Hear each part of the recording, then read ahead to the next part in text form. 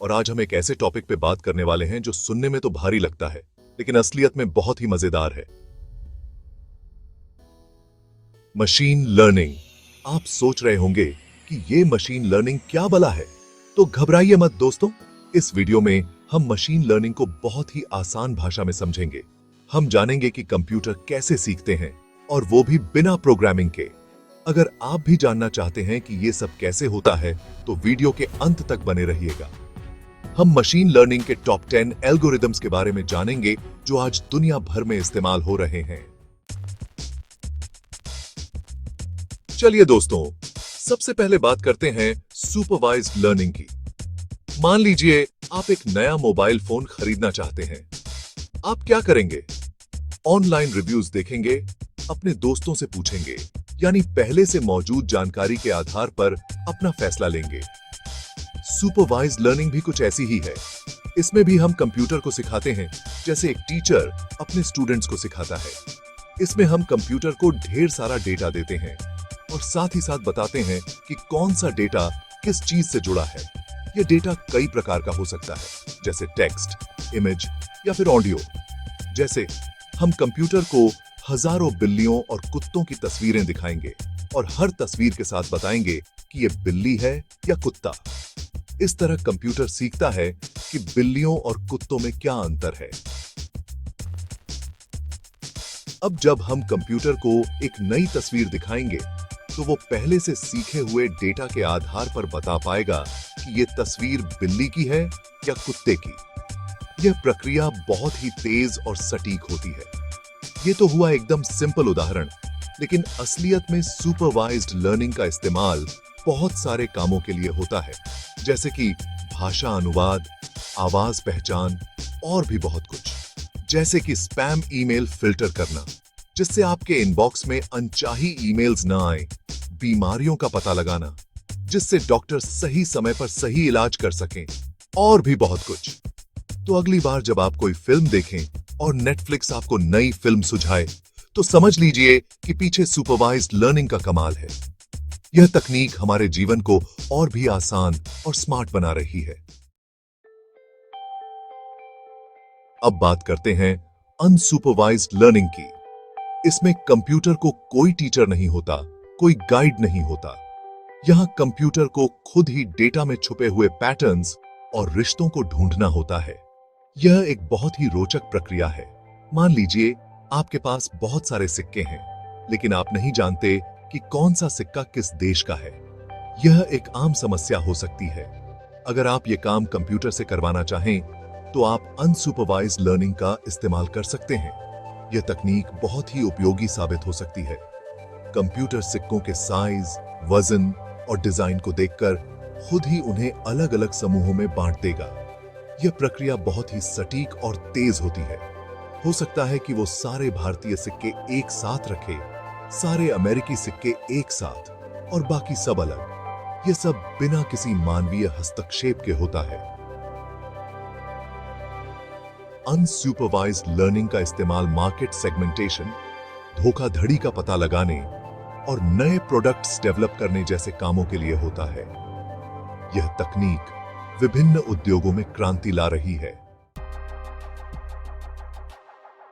जैसा कि नाम से ही पता चल रहा है, सेमी सुपरवाइज्ड लर्निंग सुपरवाइज्ड और अनसुपरवाइज्ड लर्निंग का मिक्सचर है।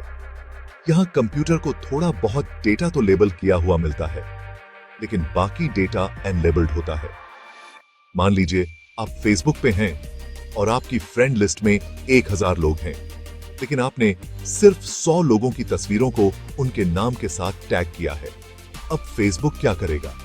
वो आपके द्वारा टैग की गई तस्वीरों से सीखेगा और बाकी 900 लोगों को भी पहचानने की कोशिश करेगा। सेमी सुपरवाइज्ड लर्निंग का इस्तेमाल उन जगहों पर होता है जहां डेटा को लेबल करना मुश्किल या महंगा होता है। चैप्टर 4, रीइंफोर्समेंट लर्निंग थोड़ी अलग है। यहां कंप्यूटर कोई काम करता है और फिर उसके हिसाब से उसे रिवॉर्ड या पनिशमेंट मिलता है। इस तरह वो धीरे धीरे सीखता है कि कौन सा एक्शन लेने से ज्यादा फायदा होगा। याद है वो पुराना video game super Mario? Mario को आगे बढ़ने के लिए सिक्के जमा करने पड़ते थे और अगर वो किसी दुश्मन से टकरा जाता था तो उसकी जान चली जाती थी। यही है रीइंफोर्समेंट लर्निंग। आजकल रीइंफोर्समेंट लर्निंग का इस्तेमाल सेल्फ ड्राइविंग कार्स, रोबोटिक्स और गेमिंग जैसे एडवांस्ड कामों के लिए हो रहा है। Chapter 5, decision tree. एकदम सिंपल है लेकिन बहुत पावरफुल एल्गोरिथम है। ये एल्गोरिथम डेटा को समझने और फैसले लेने में बहुत मददगार साबित होता है। ये बिल्कुल वैसा ही है जैसा नाम से लग रहा है, एक पेड़ की तरह। जैसे पेड़ की शाखाएं फैलती हैं, वैसे ही ये एल्गोरिथम भी फैलता है। इसमें बहुत सारे नोड्स होते हैं जो एक दूसरे से जुड़े होते हैं। हर नोड एक महत्वपूर्ण भूमिका निभाता है। हर नोड एक सवाल पूछता है और उसके जवाब के आधार पर हमें अगले नोड पर भेजा जाता है। यह प्रक्रिया बहुत ही सरल और प्रभावी होती है। मान लीजिए आप छुट्टियों पे जाना चाहते हैं, लेकिन आपके पास बजट कम है। ऐसे में डिसीजन ट्री आपकी मदद कर सकता है। आप एक डिसीजन ट्री बना सकते हैं जो आपको यह तय करने में मदद करेगा कि कहां जाना है। यह आपके सभी विकल्पों को व्यवस्थित करता है। पहला नोड पूछेगा, आपका बजट कितना है? यह सबसे महत्वपूर्ण सवाल है। अगर बजट बहुत कम है तो आपको घर पे रहो वाले नोड पर भेजा जाएगा। यह एक व्यावहारिक समाधान है। लेकिन अगर बजट थोड़ा बहुत है तो अगला नोड पूछेगा, आप कहां जाना पसंद करेंगे? पहाड़ों पे या समुद्र किनारे? यह आपके पसंद के अनुसार विकल्प देता है। इस तरह हर सवाल के जवाब के आधार पर आप सही फैसला ले पाएंगे। यह प्रक्रिया आपको सही दिशा में मार्गदर्शन करती है। डिसीजन ट्री का इस्तेमाल credit risk assessment, medical diagnosis और बहुत कुछ के लिए होता है। ये एल्गोरिथम कई क्षेत्रों में उपयोगी है। आते हैं चैप्टर 6। अब अगर हम बहुत सारे डिसीजन ट्री को एक साथ जोड़ दें तो बनता है रैंडम फॉरेस्ट। ये एक बहुत ही पावरफुल एल्गोरिथम है जो बहुत सारे डिसीजन ट्री को मिलाकर काम करता है। मान लीजिए आप एक रेस्टोरेंट खोलना चाहते हैं और आप जानना चाहते हैं कि किस लोकेशन पे सबसे ज्यादा फायदा होगा। आप अलग अलग फैक्टर्स के आधार पर बहुत सारे डिसीजन ट्री बना सकते हैं, जैसे एरिया में रहने वाले लोगों की संख्या, उनके खाने पीने की आदतें, कंपटीशन इत्यादि। हर डिसीजन ट्री आपको एक सुझाव देगा और आखिर में रैंडम फॉरेस्ट इन सभी सुझावों को मिलाकर आपको सबसे बेहतरीन लोकेशन बताएगा। न्यूरल नेटवर्क हमारे दिमाग की तरह काम करता है। इसमें बहुत सारे नोड्स होते हैं जो आपस में जुड़े होते हैं। ये नोड्स हमारे दिमाग के न्यूरॉन्स की तरह होते हैं जो जानकारी को प्रोसेस करते हैं। न्यूरल नेटवर्क का इस्तेमाल image recognition, natural language processing और मशीन ट्रांसलेशन जैसे कामों के लिए होता है।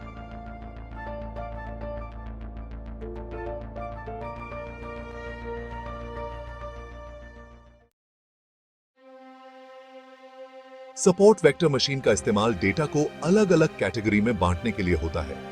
मान लीजिए आपके पास दो तरह के फलों का डेटा है, सेब और संतरे। सपोर्ट वेक्टर मशीन एक ऐसी लाइन खींचेगा जो सेब और संतरे के डेटा को अलग अलग कर देगा। इस लाइन को हाइपरप्लेन कहा जाता है। अब जब भी आप कोई नया फल डालेंगे तो सपोर्ट वेक्टर मशीन यह बता देगा कि वो सेब है या संतरा। के नियरेस्ट नेबर्स एक बहुत ही सिंपल एल्गोरिथम है। इसमें जब भी कोई नया डेटा पॉइंट आता है तो हम उसके सबसे नजदीकी के पड़ोसियों को देखते हैं और उसी कैटेगरी में डाल देते हैं जिस कैटेगरी में उसके ज्यादातर पड़ोसी होते हैं। कहते हैं नाइव बेस एक ऐसा एल्गोरिथम है जो संभावनाओं के आधार पर काम करता है।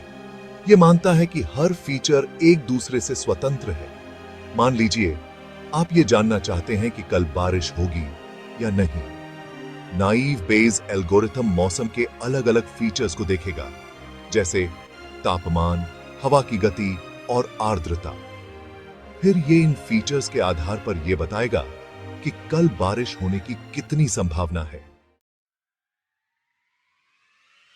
उम्मीद है आपको ये वीडियो पसंद आया होगा और आपने मशीन लर्निंग के बारे में बहुत कुछ नया सीखा होगा।